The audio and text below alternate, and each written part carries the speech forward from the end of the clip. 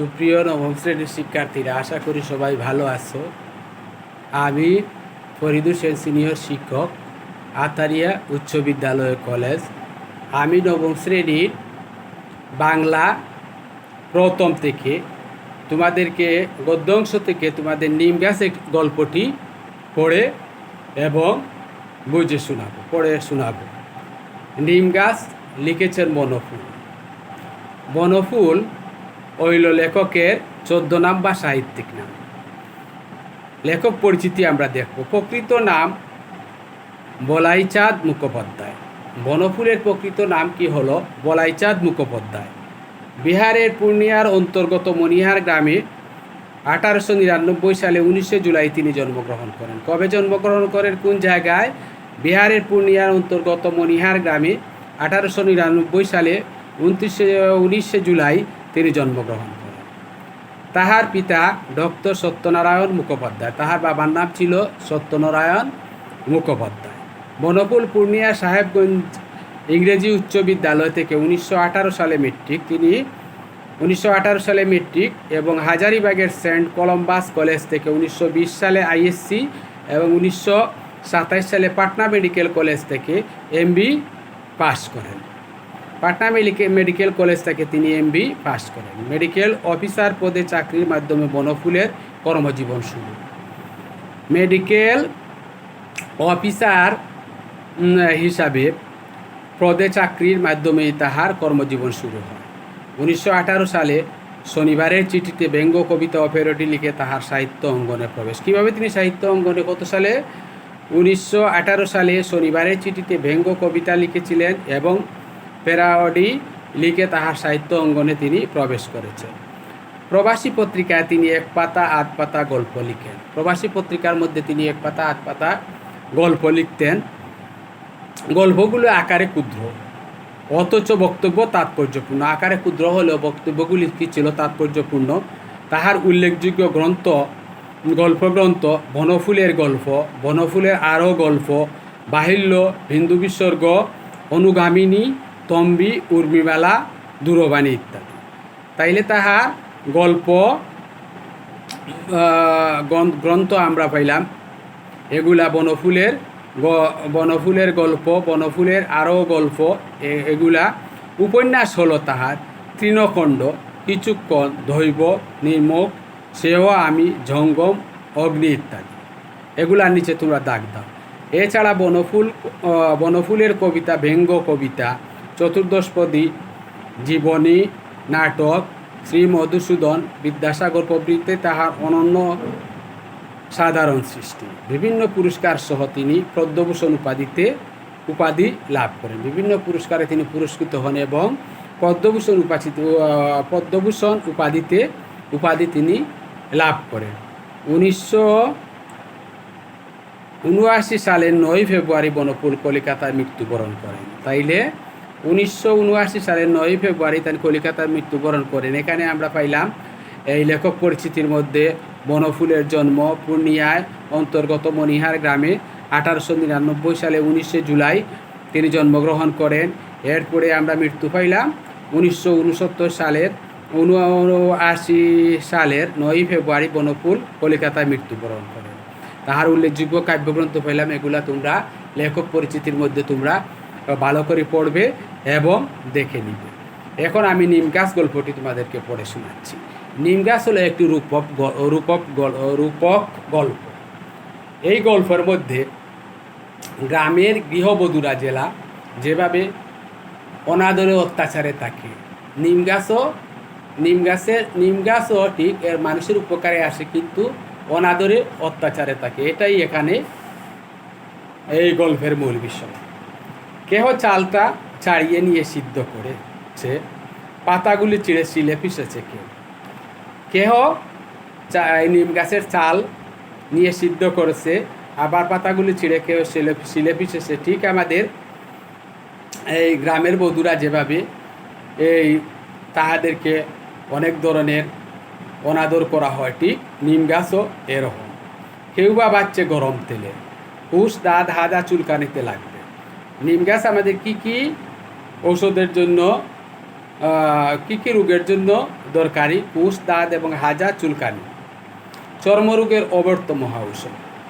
এটা চর্মরোগের জন্য একটা অব্যর্থ মহা ঔষধ।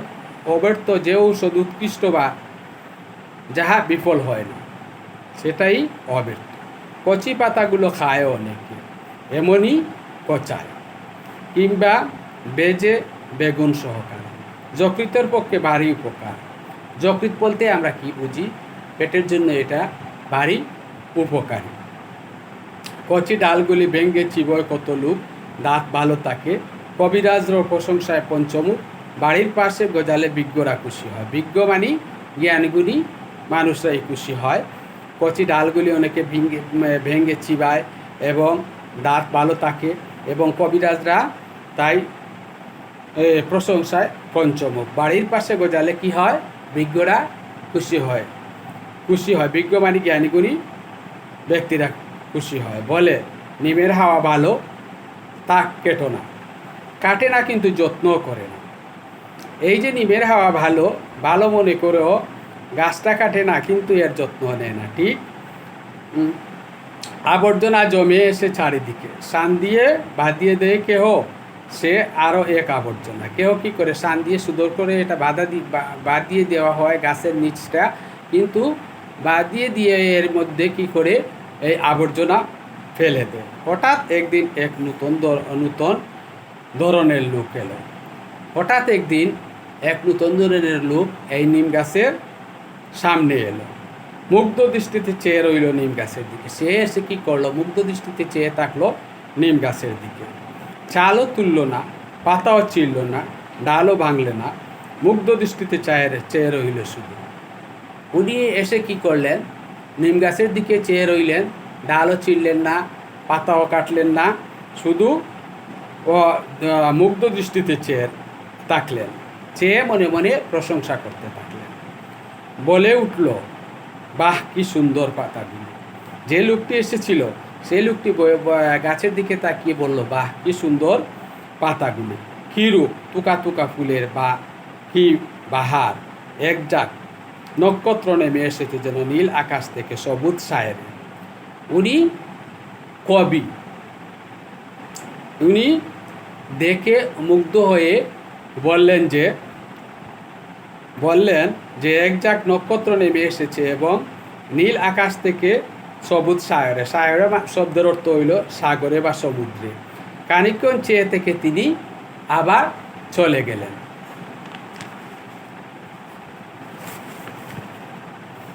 উনি কবিরাজ নয়, উনি কবি। কবি আর কবিরাজের মধ্যে পার্থক্য হলো, যিনি গাছপাতা দিয়ে ওষুধ তৈরি করেন তাকে আমরা কবিরাজ বলে থাকি, এবং যিনি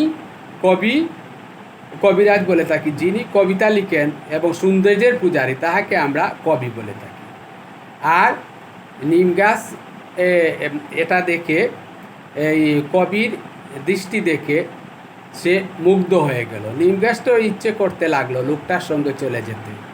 সে কি করলো? কেউ আমাকে আদর করে না, কিন্তু এই মানুষটি এসে আমার প্রশংসা করলো এবং আদর করলো, আমি এই লোকটির সাথে চলে যাব। কিন্তু পারলো না। মাটির ভিতরে শিকড় অনেক দূরে চলে গেছে। কিভাবে যায়? নিম গাছ তো মাটির শিকড়গুলি অনেক নিচে চলে গেছে, সে তো আর হাত পা নাই, সে তো আর কি করতে পারবে না, এই কবির সাথে চলে যেতে পারবে না। বাড়ির পিছনে আবর্জনার স্তূপের মধ্যে দাঁড়িয়ে রইল সে। ওদের বাড়ির গৃহকর্মা নিপুণা লক্ষ্মী বউটিটির কি দশা। এখানে এই কথাই বলা হয়েছে যে এটা একটা প্রতীকী গল্প। আসলে গাছ কি হাঁটতে পারে? গাছ হাঁটতে পারে না। আমাদের দেশে গ্রামের বধূরা তারা কি করে? স্বামী বাড়িতে এসে অনেক অত্যাচার এবং অযত্নে তারা লালিত পালিত হয় এবং তাহাদের অনেক কথা শুনতে হয়, কিন্তু তাহারা কি করে? তাহারা এই সংসারের মায়া জালে পড়ে সংসার ত্যাগ করে তারা চলে যেতে পারে না। তো নিম গাছও যেরকম মানুষের উপকারে আসে, মানুষে কি করে না, কিন্তু এই লক্ষ্মী বউ নিম গাছও যেরকম নিম গাছের কেউ যত্ন করে না, কিন্তু তাহার উপকারে আসে। ঠিক আমাদের এই গ্রামের বধূরাও পরিবারের উপকারে আসে, পরিবারের যত্নে নিজের জীবন উৎসর্গ করে, কিন্তু তাহার দিকে কেহ সযত্নে এবং সুদৃষ্টিতে ফিরে তাকায় না। এটি একটি প্রতীকী গল্প। এই গল্পের ম্যাজিক বাক্য হলো চেষ্টাই। ম্যাজিক বাক্য এটাই হলো যে ওদের বাড়ির গৃহকর্মা নিপুণা লক্ষ্মী বউটার ঠিক একই দশা। নিম গাছের মতো এই গ্রামের লক্ষ্মী বউদের একই দশা। যেখানে লেখক পুড়ে দিয়েছেন সীমাহীন কথার আখ্যান, এখানে লেখক পুড়ে দিয়েছেন সীমাহীন কথার আখ্যান। এখানে আমরা এই গল্প দ্বারা এটাই আমরা বুঝতে পারলাম যে আমাদের নিম গাছ যেরকম মানুষের উপকারে আসে এবং কাজে লাগে, আমাদের দেশের গ্রামের বধূরাও ঠিক সেরকম পরিবার এসে পরিবারের যত্ন নেয় এবং পরিবারের সবার প্রতি তাহার মায়া মমতা বেড়ে যায়। তাহার প্রতি কেহ যত্ন করে না, অনেক দুঃখ কষ্ট তাহাকে সহ্য করে চলতে হয়, কিন্তু যেতে হলে সে যেতে পারে না, সে এই পরিবারের মায়ার জালে আটকে থাকে।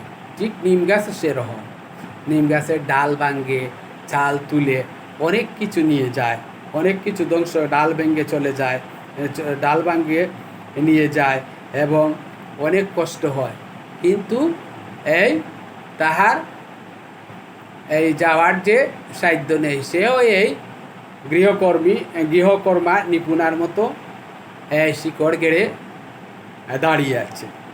কবিতাটি, এই গল্পটি এখানেই তোমাদের আমি শেষ করলাম। গল্পের যদি কোনো বিষয় তোমাদের বুঝতে অসুবিধা হয় তাইলে পরবর্তী ক্লাসে আমি বুঝে দিব এবং তোমাদেরকে বলে দিব। আশা করি সবাই ভালো আছো। পরবর্তী ক্লাসে দেখা হবে। সবাইকে ধন্যবাদ দিয়ে আমি বিদায় নিচ্ছি।